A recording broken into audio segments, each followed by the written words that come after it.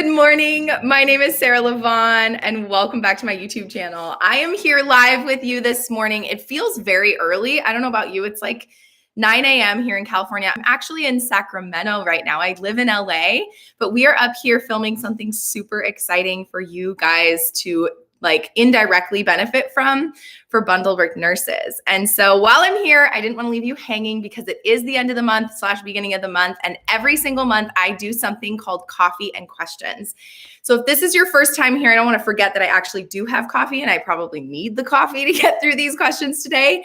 And so what I do every single month is I go on and I ask you a question over on Instagram. So if you don't follow me on Instagram, you can head on over there and follow me at Bundle Birth. My guess is a lot of you guys that I see in the chat box do follow me there because you were waiting patiently for this to start. So I appreciate all of you that are over there engaging on Instagram. The other thing I will do is look at the comments from previous videos and then respond to your comments on previous videos because, as we know, labor and birth is very flexible and we have to go with the flow in order to kind of navigate different things that come up through your labor, through your pregnancy, through your postpartum journeys. And so I want to help to expand upon that today. I have your questions ready. We are going to talk about, I'll give you a little insider scoop. We're going to talk about VBACs. We're going to talk about getting your period and ovulation while breastfeeding. We're going to talk about placentas. We're going to talk about Bradley method, tearing, how some little stuff about nurses, because I'm starting to find that you nurses are paying attention from bundle birth nurses. And I hope that this can kind of be crossover where we can all get to know each other and understand each other. And you as a patient or a pregnant person delivering in the hospital, that you would be able to feel a little more comfortable with your bundle birth nurses that are giving you such amazing care. The other thing is I'm not forgetting you chat box people, because those of you that are here live, I so appreciate that. You could be 1,000 other places. I feel like a little fasten your seatbelt on the plane. And we know there's other airlines you can take, but you could be so many other places and you've chosen to spend your morning with me. So I see you, Brenda and Cassie and Cece and Anu and Isabel and Diana and everybody else in the chat box. Thank you for being here. Okay. So I think we should get started. Hi, Kentucky. I love it. Okay. I see some of your questions. There's especially one that I see that I can address there. That was our first question. So if you're a first question, just hang around. But in the meantime, I think I'm going to start with your Instagram questions and then answer some of your Instagram questions, and then I'll get to YouTube in a second. All right. This is ZZ Page. Says, I'm dying to know if the purple line is a real indicator of dilation. So you're like, the purple line? What kind of purple line? Maybe you're thinking of linea nigra. That's like the line on the belly that sometimes happens on the belly that is a darkening pigmentation from the belly button down to the mons pubis.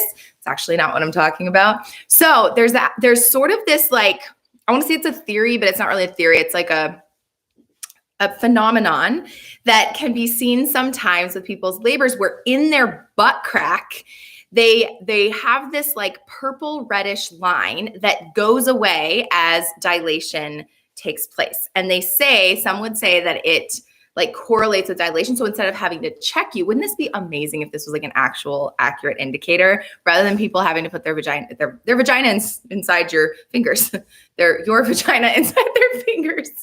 And so that would be lovely. But I would say that I have seen it maybe a few times.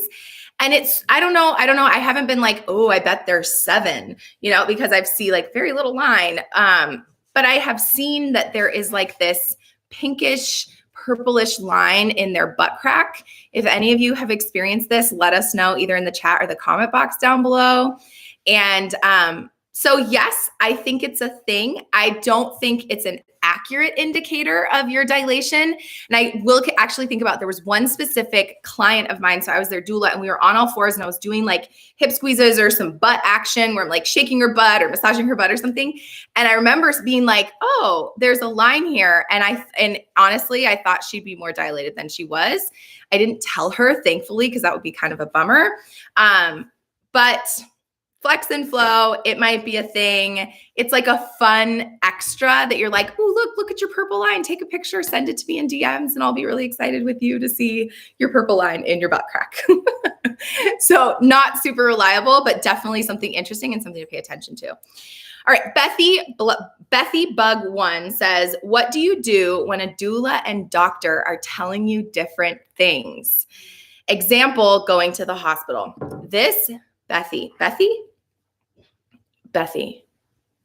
Bug, I love this question. And I think this is so important because I think there's some misunderstanding about roles in the hospital. And especially when you have this like care team that there's maybe a doctor, a resident, another doctor or midwife, and then you have your nurse, and then you have this other random nurse thrown in there. And then you have your doula, you have your sister, your dad, your brother, your partner, whatever. There's like all these people and you kind of have to know whose role is what.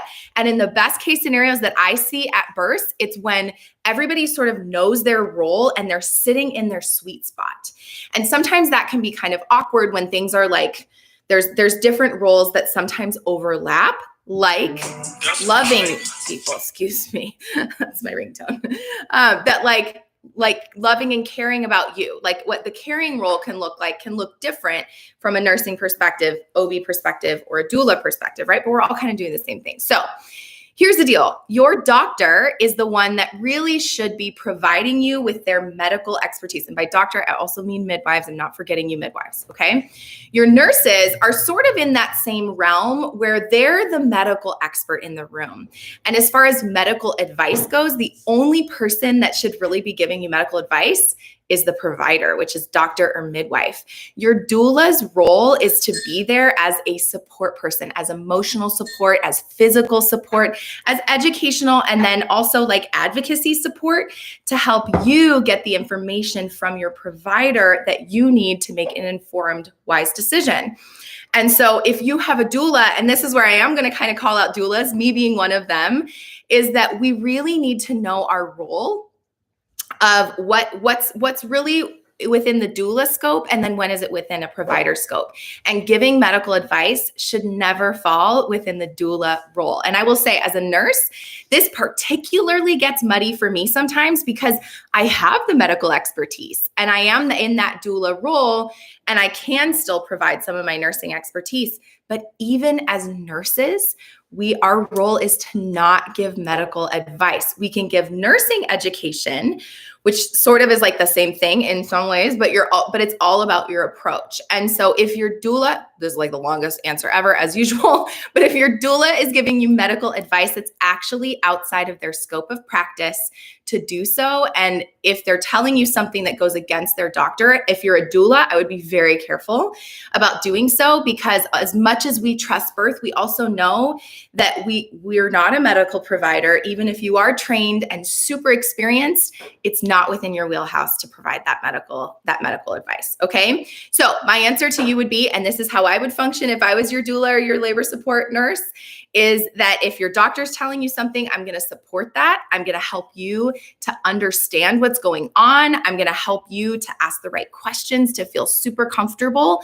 But past that, I'm not going to give you medical advice. I might give you some education, but I'm not going to give you medical advice. Okay. So I hope that answers your question. I feel like this is a really important question because especially for doulas, sometimes it's hard to know where that line falls when you're like, but I've seen this a million times, or I feel very comfortable with XYZ, or I've seen it done in another way, when really like it's not within your wheelhouse. Okay. So I hope that helps. Okay. And I see a bunch of your questions coming in and I will get to them. Okay. And I'm going to try to keep this under an hour, but wish me luck. All right. Rosemary Jones says, what pain relief is available without an IV? I'm scared of needles in me when I move in labor. Okay. So pain relief available would be all your natural coping techniques. You can take my Coping with Labor class and I teach you a whole lot of them and I help prepare your partner for that. Everything will be in the description box down below. If it's not already, we'll get there and we'll make sure that happens. Otherwise, some hospitals would have the option of what's called nitrous oxide. And some hospitals, and I will say this is not universal, but some hospitals would be okay with and feel comfortable with you not having an IV with the nitrous oxide. Other hospitals may not. But that really, kind of is. Maybe like throw a Tylenol back, but the Tylenol, if you're really truly in labor, Tylenol's not really going to help you. You can try it. Other than that, all your natural coping techniques. So if you're trying to go without an IV, if you're trying to go all natural, I say that loosely because you're still delivering naturally, whether you get an epidural or not. So I'm going to say without pain medications, on board and needing an IV, that's going to be what your options are. So take my coping with labor class. All right. Should I give, this is Olivia Case 3 says, should I give L&D nurses gifts after a scheduled C-section when I'm not laboring at all? So I've talked about nursing gifts before, and especially like from the bundle birth nurses side. If you don't know, we have an entire nursing branch where we're mentoring and training these nurses to give you the best possible care in hospital births. And so whether or not you choose to give them a gift, totally up to you. But I would say that your nurses work just as hard. It just looks differently for a scheduled C-section. They're still there to keep you safe, to make sure your baby's okay. And so if you feel inclined to bring them something as a thank you, they are always going to be grateful for that. And honestly, I would be blown away if I was your nurse for a scheduled case, because we sort of do have this idea that, well, if I labor, then I like deserve a gift. No, I wouldn't say that as a nurse, but like, I think in general, we think that like, if we labor, then you get a gift, but C-sections are still doing a ton of work, and there's still potential complications. They're following up, they're assessing, they're working really hard for you. So I'd say yes, go for it. I think it's a great idea. All right. Awashi says, 3A Awashi says, why does some moms ovulate right after, even if they're exclusively breastfeeding? And I also got a question in my DMs about getting your period while you're exclusively breastfeeding. So I don't actually have an answer for you on this one. I don't necessarily know why some moms ovulate. It's just the way your body is. And so some people, while they're exclusively breastfeeding, they feel, or they ovulate and you still can get pregnant, although because of the breastfeeding hormones, that does decrease your chance and likelihood of getting pregnant, but it's not a reliable birth control. So make sure you're using another type of protection if you don't want to have another baby very quickly. The other thing kind of goes with your period, right? That like, if you stop bleeding and then say 4 weeks later, you have some spotting, that may be a period. It may be your body kind of regulating and having a period again. And some people, when they exclusively breastfeed, they don't have a period the entire time until they stop breastfeeding. And then when they do, their period comes back. So this is a total flex and flow answer. I don't necessarily have a hard stop for you. All I can say is that it does happen, to be prepared that you can ovulate, you can get pregnant, and that you also, if you have some bleeding, then that might be your period. And especially if you have your period, you can assume that you are fertile again. And if you don't want to get pregnant, then you should probably do something about that. All right. So Crystal for God says, what's the deal with extra calcium in the placenta? Mine was like that. So your placenta is the organ that you grow in pregnancy. It sticks onto the side of your uterus, and it's all that blood flow and nutrients and like helps your baby grow. It's your baby's lifeline, right? So that placenta basically grows during pregnancy. And then once you get to about 37 weeks, which is considered term, then it's like, oh, I am so good and I'm the best. And I grew this human being and like, I've done it. And, that was good. Let's like move on with our lives and be done. It's the end of my lifeline, right? So at 37 weeks, the functioning of the placenta begins to decline. And that's why by 42 weeks, we really want you to have your baby, because we say your placenta has an expiration date, that it gets old, it gets kind of decrepit, and it gets calcium. Like, I don't know, I think of calcium and I think of like broken bones. You have calcium. When we get old, we get fragile. And so with that extra calcium, I suppose it's the opposite, but like in my head, it makes sense that like that extra calcium almost creates these little like boulders. This is a horrible analogy, but like you get the idea, that like these little clogs, there we go, clogs in your placenta, where like we want the blood flow like flowing to baby. We want it like juicy and great for your baby. But then when you get these little clogs, because it's old, it's like, and then the blood flow doesn't function as well, which puts your baby in theory at risk for potential complications. I'm going to say like, we need your placenta working to keep your baby healthy, okay? And keep your baby alive technically, right? And so we have some of that margin time from 37 to 42 weeks, but then as your placenta gets old, you may start to see some of that calcium. They may see it on the ultrasound. It doesn't mean it's not working, because if your baby's getting everything they need and they're still growing, great. But at that point, it's sort of an alert to your care team to go like, this placenta might be aging a little early, and I was gonna say needs some Botox, but that won't actually fix it. But like, it's like time to like work on that and pay attention. And then so that would be something that they would pay attention to and may contribute to maybe even an induction, flex and flow on that. But we want a functioning placenta. Roundabout answer. Why? Because it's getting old. All right. Very close to getting to YouTube comments, and then I'll look at the chat box. Okay. Allie Kearney says, my last baby was born OP. So if you haven't seen my Occiput posterior videos, I have 3. So make sure you check those out.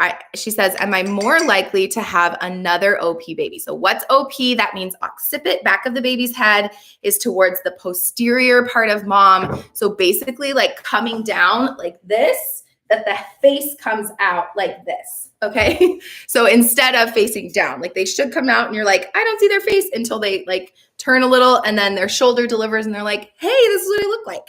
So sometimes, and I would say like rule of thumb is if your baby is OP, meaning sunny side up, or you have back labor, that still is compatible with a vaginal birth. Watch those videos to learn more. But if you've had one already, there are so many components that go into that baby being OP. It could be pelvic floor tension. It could be your pelvis shape. It could be something that happened in labor. It could be the position of the baby. It could be where the placenta is. It could be tension in your ligaments. There's so many things that contribute. I will say that in general, if you've had one before, there probably is a little bit of a likelihood that you may have it again. But also, rule of thumb, this goes for OP, this goes for lots of things, that your first pregnancy, your first labor and birth is its own isolated experience. And so while it's still the same uterus, while it's still the same body, pelvis, whatever, that honestly is like next pregnancy is sort of a reset button. Like if you had a 50-hour labor with your first baby, that 50-hour labor is its own isolated incident. That's the good news for you, that second one is another flex and flow. Let's see how it goes.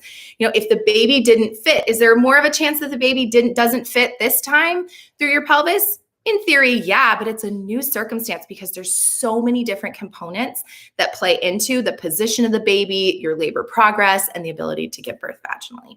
So I would just say deep breath, flex and flow, see how it goes. Watch those videos so you can set yourself up, and then you have some tools while you're in labor, and then go from there.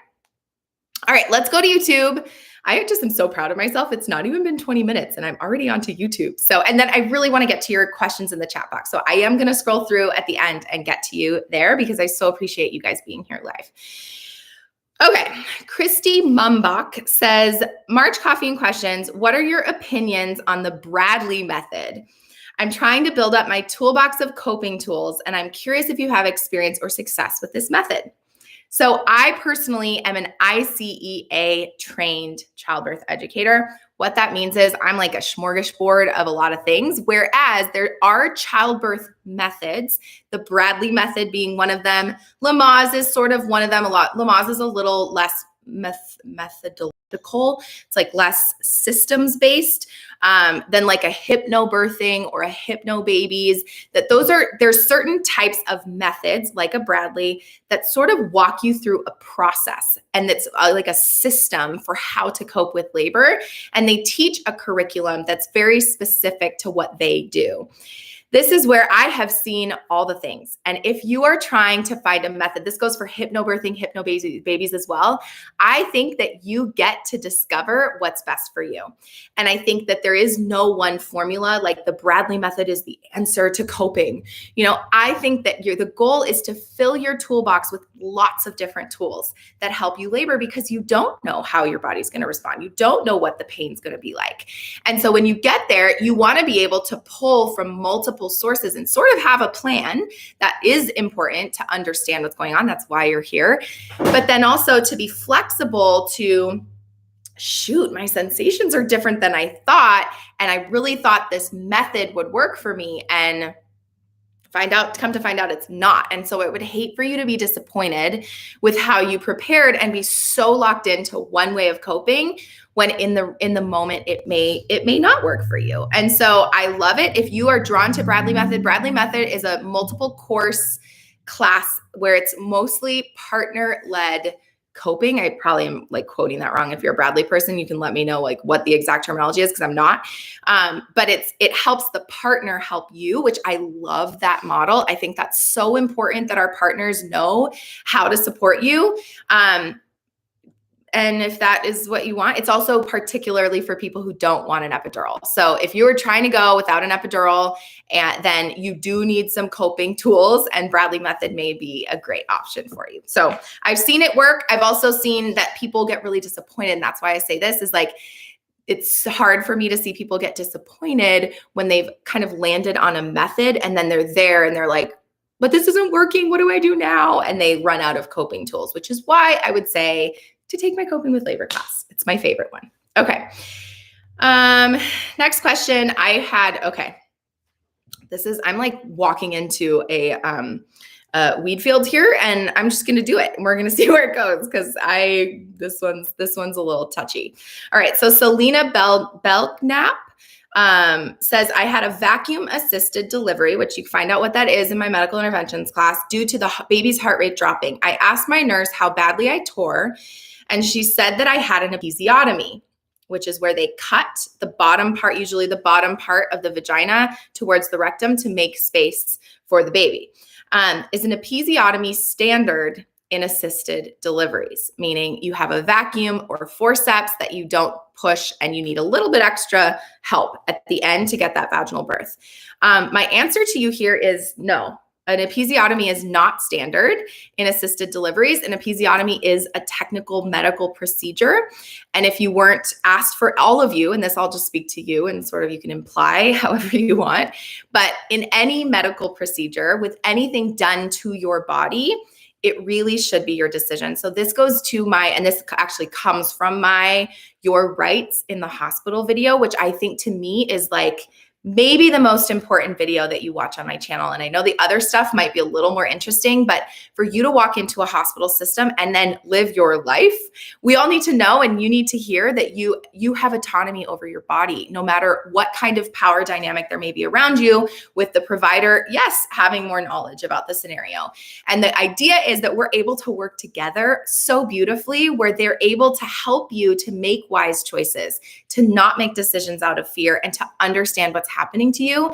And so I'm really sorry. Is it Selena? Yeah, Selena, that you had a procedure done to you that you didn't know about. That is not the standard of care. That's not the expectation, and that really shouldn't have happened. Moving on. All right. Ariel Chadwick says, I've got a question. How do L&D nurses get assigned their patients? Do more experienced nurses get more high-risk patients, et cetera, or is it random? So this in general is going to be very much a like hospital specific question, but from actually every hospital I've ever worked in and everybody I've talked to, there may be some hand picking based on like some really high risk cases. And I can say that like in the hospitals I've worked at, if you know that you have a really high risk case where they're pretty complicated, there probably would be some like thought process to selecting a nurse that you know has the experience, that feels more comfortable with that, versus a fresh off the boat nurse, that's like first week of being on their own.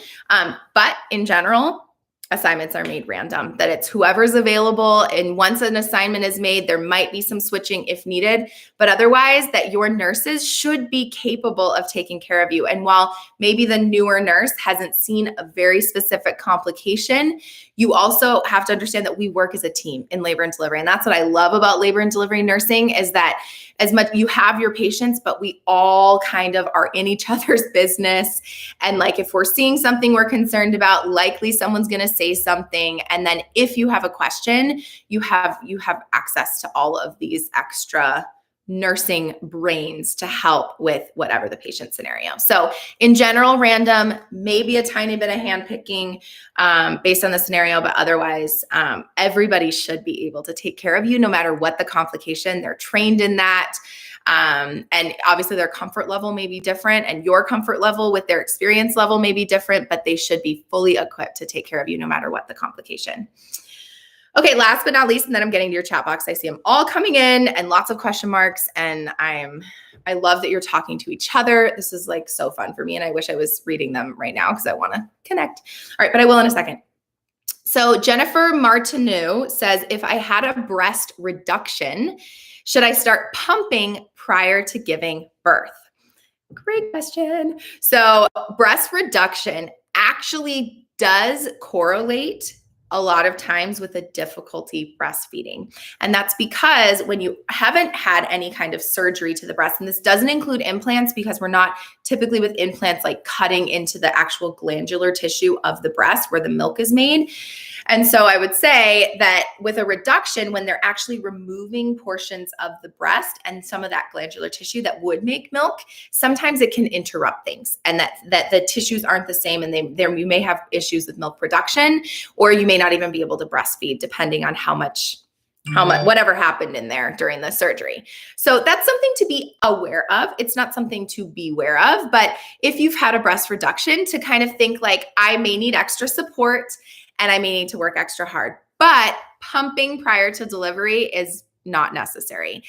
One of the scripts I say is your body doesn't know to release the milk until your placenta is delivered, meaning the placenta comes out after baby. So baby has to be born, and then placenta comes out, and then your body's hormone cascade goes like, oh, all right, well, we got to feed this kid now that they're out and they're no longer connected to the placenta. And so with that, that's the trigger. And then yes, once your placenta is out, then I would say if you've had a breast reduction, to get lactation on your team real soon. And then also to anticipate working pretty regularly to stimulate the breast. And that could be by a pump, that could be manual expression, that could be baby on the breast. And baby on the breast is really ideal to help stimulate that removal, which tells your body to make more. And then those tissues kind of get activated in your breasts. And then hopefully it's no big deal. So no pumping prior to delivery is my answer to that. Okay, I have made it through all of my questions in 27 minutes, which is really solid timing for me. And then I want to jump to your questions in the chat box, and then I'll say goodbye for now, but only for now, because we have more videos coming this month for YouTube. If you have any suggestions, you can leave them in the comment box down below. For other ones, I have my list of hundreds, but fun things are coming this month on YouTube and then also on Instagram. So if you don't follow me on Instagram, head on over to Bundle Birth. There's more education over there. Stories, which are very organic. I'm very normal myself. I even showed up to you with wet hair today because we don't care. And I more care about connecting with you guys. So whatever way that we can connect, whether that be Instagram or one-on-one or through a class, I want to do it. I want to see you. And I love that you're being active in my chat box. Okay, let's talk about your questions. I am going to scroll to the top because there are a lot of them. And CC Mama says, Sarah, hello. For first one coming out of the gate with a question. That's right, you are. Have you ever heard of foot injuries or drop of patients post-delivery and after epidurals? My job is attributing it to pushing in stirrups. So that actually is a complication that can happen through the labor and birth. It's hard to say what the cause is, but a couple of options. It may be related to epidural, but more often what I find, if you're having a foot drop, which just means that you have less control over your foot. Like normally if I walk, I'm like, and do, do, do, do, do. Whereas with a foot drop, you kind of have a lazy foot where it's hard to control that foot, which can be really, really challenging for your life. And so more often I find that it's because of extending the hips back with an epidural, because you don't have the sensation to know, oh, that hurts. I pull my leg back and I'm like, I can only go about this far. Whereas with an epidural, you push the leg and you hyperextend the hip, that it actually can cause some nerve damage. So I am not saying that that's the case in your case. That's going to need to be talked to with a doctor and get assessed. So flex and flow on that, but I have seen it, and I am so sorry if that's what you're experiencing, because that can be really challenging. And then I would say that if you're having symptoms of that, to go talk to your OB, get a referral, and then kind of go down the line to see if you can determine a cause. But a lot of times it's because of hyperextending the hip. So if you're pregnant, you're planning on an epidural, or you're not, or you're a nurse, let's be honest, we really need to be protecting the hip joint. So right here, when we're pulling back for pushing, there is no benefit to our knees going all the way back behind our head for pushing. That is unnecessary for the physiology of the pelvis. Okay. In fact, we get into my physiologic birth class, but closed knee actually opens the bottom part of the pelvis more, which I'm not going to close my knees and get them hyperextended on my hip joints. So that's where we really want to be careful that if you're a partner and you're going to push, that's the other thing, that in my first job, I would see partners push on the legs and be and really push on the legs. And it's unnecessary. I know we're excited and I know we want to help to get the baby out, but instead we want to be gentle on the hips to just hold them back in place. And then in theory, if it's working, it's working, but hyperextending the hips, we can actually cause some damage. So that's usually what my experience has been. All right. Let me look. I love good morning. Oh, Lauren, you're sweet. Hello from Florida. Okay. All right, this is great. Lauren Lloyd, I'm 39 weeks and over being pregnant. Who can relate? I'm sure a lot of you can relate. You might not even be 39 weeks. I have a client right now that called me at 35 weeks last night and was like, I'm done. Get this baby out. So I get it. It's challenging at the end of your pregnancy. Baby is healthy inside, but I'm ready to hold him. My doctor's open to inducing me. What do you recommend? I'm a 0.5 centimeter dilated. So I recommend that you sit down and you go, what's most important to me? Because the epidural, the hospital birth experience where you have labor at home and then go to the hospital is one experience. Whereas with an induction is a whole nother experience. And there's benefits and risks to both, right? Or good things and maybe not so good things to both, right? The risk of an induction is you're a 0.5 centimeter dilated, which is great. I more probably care about how thinned out you are. That is going to be what I'm looking for a little bit more. So the more thinned out you are, the better. But you have to understand that if you go in for an induction, you're there for, I usually say at least a day at a 0.5 centimeter for a first baby. I would prep you for a 48-hour induction. And so if you're like, what? I don't want to wait 48 hours. Heck no. Then that might sway your decision. Or if you're like, okay, tell me more.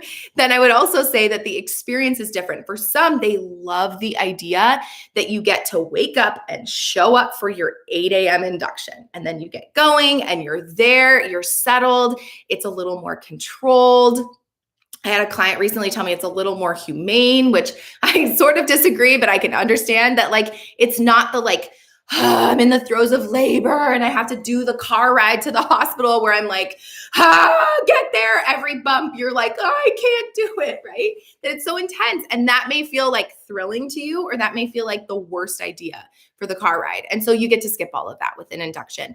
The other thing is that then we're at the end. We are not going to wait another 2 more weeks to this baby. We are going to we're talking days, which may be really good for your mental health. Other side is that you don't get to do the labor at home thing. You don't get the car ride to the hospital story. And we know that at a 0.5 centimeter, no matter what with an induction, there's only so many things we can do. And if they don't work, we're fresh out of luck. And then you may be looking at another route of delivery, meaning a C-section. And so if you weigh those out and you're I feel, and the other thing is a much more medicalized birth. For some, they don't care. And other people are no, I want no medical interventions. I want it all to happen naturally with my body doing it on its own time. You get to weigh that out. So for those of you who are considering and you're I am done. Oh my gosh, I get this baby out of me. I'm over it. This is not fun anymore. I'm starting to resent my pregnancy. One of the things I say all the time is there's nothing worth your mental health.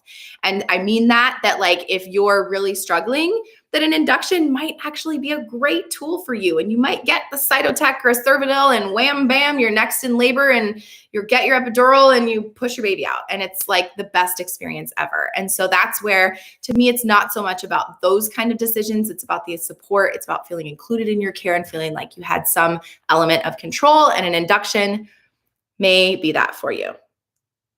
That was a very long answer, so I don't even know if I answered it, but flex and flow and you're going to get to weigh those options. And then I want you to feel really comfortable with whatever you decide. Okay.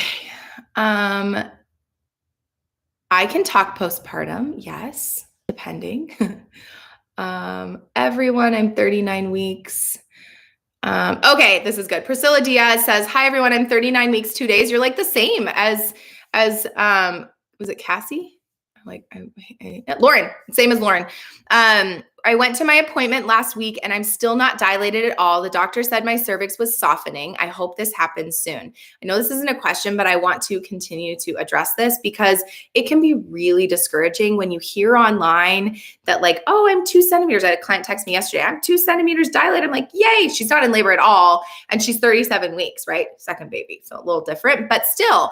And so when you hear this, I want you to start thinking, instead of, oh my gosh, I'm not dilated, you think, well, I'm not in labor, and labor means my cervix is changing. So why would my cervix be changing if I'm not in labor, right? So any extra dilation, effacement, and yes, does the cervix sometimes dilate? Does it sometimes efface or thin out? Take my childbirth class to understand that. Yes, sometimes that does happen, but I like to think of that as entirely extra credit. That if you're starting out a little, and it sounds like you're thinning, right? But when you hear I'm closed or not dilated at all, that can be really discouraging, but that could change right in this moment. Your water could break right now. And next thing you know, you're like, all right, I thought it was going to be another 2 weeks and here we are, right? Or all of a sudden you start having contractions that like get more and more intense. And then next thing you know, you have your baby by this evening. That could happen. So I want us all, when you're feeling impatient, you're feeling upset, you're feeling annoyed that you're still pregnant, to just hold your hands open, do some de-stressing, take a bath, go on a walk, call a friend, eat a good meal, get a pedicure if you feel safe to do so outside with COVID, but like do something for yourself to just calm your nerves, do some deep breathing to regulate your nervous system, and then just let go, because it's going to happen when it's supposed to happen. And that literally could change like that. And if you're not dilated, it's just bonus if you are. All right. Same sort of realm. Sam SB.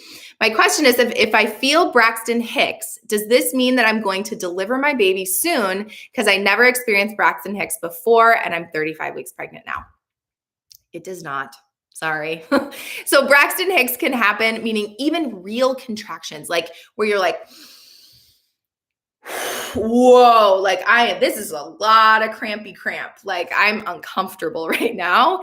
That can happen all throughout your pregnancy, unless they're regular, getting closer together and continuously coming over a long period of time. They're probably just Braxton Hicks. But what I love about Braxton Hicks is that your body is like saying, I'm getting there. I am brewing this labor right now. And so to me, it's something to celebrate, that you're getting all aligned. Maybe the baby's coming down in your pelvis and pressing on the cervix, which can help cause some of those contractions. But otherwise, a lot of people, and I get this question so much in my DMs, that it's like, oh, am I going to go into labor now? I have no idea. I wish I knew, and you could reach out and I could tell you like it's tomorrow or like you got another month. Like I have no idea, but I would say that those are good signs, that to celebrate those signs and say, yes, my body's doing what it needs to do. It's starting to get things coordinated for the future. And then again, it's like that analogy of picking up what you can control and then letting go of the rest. And part of going into labor is that we can't control that, right? That we kind of have to just pick it up and then just say, you know what, it is what it is. I'm going to control what I can and then let go of when I go into labor. Although I know that's easier said than done. And it sounds really nice when I say it, but it's like, it can be challenging. Okay. I love it. So many things. I love that Bundleberg Nurses has been in the chat. Thank you for that. All of you nurses here. I love it. Oh, interesting. This is actually a really good question. So Sklitch says, fifth baby, she's 38 weeks and 2 days, constipation problems from prenatal vitamins. The baby has an unstable lie. Can constipation prevent engage? There's so many components to this question that I can address. This is like probably a whole new YouTube video. I'm going to try to go fast because I know it's already been 40 minutes. What will help constipation? Castor oil did nothing. Okay. So I would talk to your provider about this, because especially if I'm going to recommend any kind of medication management, you really should talk to your doctor before taking any medications. But my thoughts are a couple of things. Constipation from prenatal vitamins is extremely common. And I would say you need to increase your water intake, increase your fiber intake, and then you could add like a colase or a docusate twice a day to your diet if your doctor says it's okay. That's a very mild stool softener. All it's going to do is kind of pull water or fluid into the stool so it's not quite so hard and able to pass. The other side of this is an unstable lie, meaning that the way the baby is in the abdomen, we want it to go head down and then stay there, right? Versus head down and then the next day it's sideways and then the next day it's breech. That's unstable. That's like an extreme unstable, but where it's not staying put, right? And that unstable lie just means that we want baby to go and stay. And I will say that I don't know that I have any data to back this off the top of my head, but anecdotally, and what I know about the body is, if you are truly that constipated, it could contribute and create some like smush on the uterus if it's really that backed up to potentially contribute. Flex and flow on that. Don't hold me accountable to that answer, but I would say yes, constipation could likely prevent engagement. Just like if your bladder's full, it may prevent the baby from coming down, which is one of the reasons why we give you a catheter when you have an epidural. So yes, and water, fiber, and docusate if your doctor is okay with it. Okay, so, oh my gosh, you have so many good questions and I want to answer them all. Oh my goodness. I don't even know if you have a sticky placenta. Okay, I'm just reading so I can sort of weed through and decide on like maybe a couple more. So clue flu, this is a good one. Is the fundal massage mandatory? I talk about this in my 5 tips for postpartum of things to expect. So make sure you watch that video. Talk about a fundal massage, which after birth, your nurse will likely, or your doctor even, or midwife may feel the top of your uterus and rub it a little bit, depending on their aggression level. There's some like really like in there, and other ones are like, but I would say nothing is mandatory in labor and birth, but you kind of have to understand the reason why, and the reason why is in order to prevent bleeding and make sure that your uterus is nice and firm, because if it's not, you could be bleeding. And so I would say that if you're opposed to it, to talk to your nurse and say, I'm concerned about the fundal massage.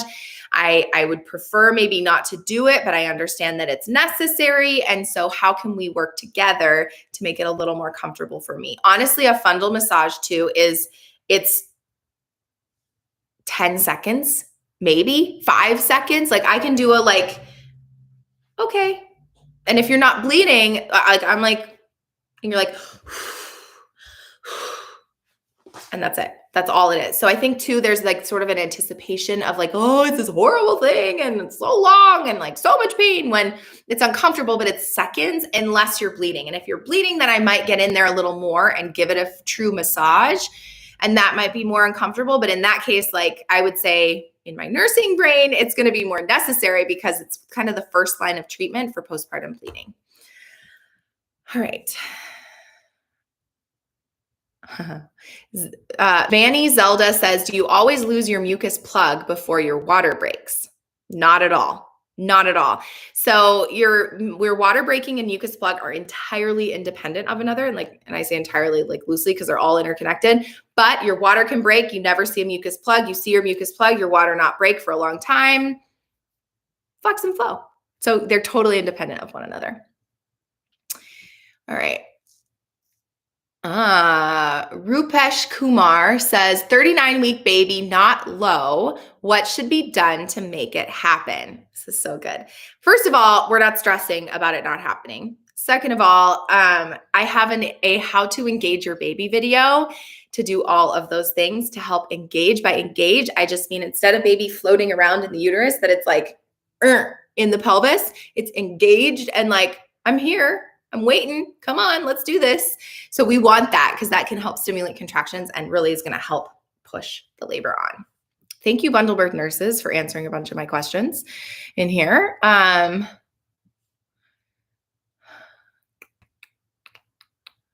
my gosh, such good questions. I love you all. Okay. Sciatic pain. Oh. Tisha Burrows, sciatic pain, nausea, and extreme exhaustion, still around at 17 weeks. My hair is dry. My face is breaking out. When does pregnancy get easier? Oh, honey, I wish I could just give you a hug. That sounds extremely challenging. And especially when you're online, you see these like glowing women with their pregnant bumps that like look perfect all the time. It's hard when you're like, what? This is not fun. And for some of you, you may feel like pregnancy is not fun. And that's valid. If you don't feel like it's fun, it's not fun. Call a spade, right? I would say that I don't know when pregnancy is going to get easier for you, but I also know that that you're doing a great job and that sucks. And that in general, the more pregnant you get, typically some of those symptoms are going to subside, especially the nausea, the extreme exhaustion, but flex and flow on that one. And I would say that like all the more reason to give yourself the grace to slow down and do some like really intentional things to feed your soul and really take care of your mental health. Because when you're challenged like that consistently much longer than maybe some other people you hear about, that can be particularly challenging. Okay. Oh my gosh, I want all of them. I feel like I should probably answer one more.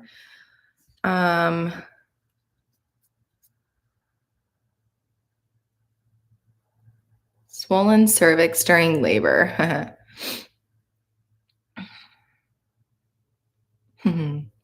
So, all right, my last one, because this applies for nurses and pregnant people. I love that you're talking to each other. And then guys, these, put them in the comment box below this video because I do go back to coffee and questions every month when I'm trying to determine what questions to use for the next coffee and questions. The other thing is that on Instagram, potentially I in theory intend to go live. I've been a little bit like slow on Instagram recently because Bundle Birth Nurses has been taking so much of my time. But I haven't forgotten about you and I'm still very much caring and very much engaged. So the question is, swollen, Lisa's from Lisa M, swollen cervix during labor. Is there a solution? Turning up the Pitocin or a C-section? Can you shut off this syntocin, which is Pitocin, fake form of oxytocin causing contractions, and wait for the cervix to not be swollen to deliver vaginally? So I don't necessarily have a solution, but when we think about swollen cervix, most of the time when something is swollen, think about like if you ever had a swollen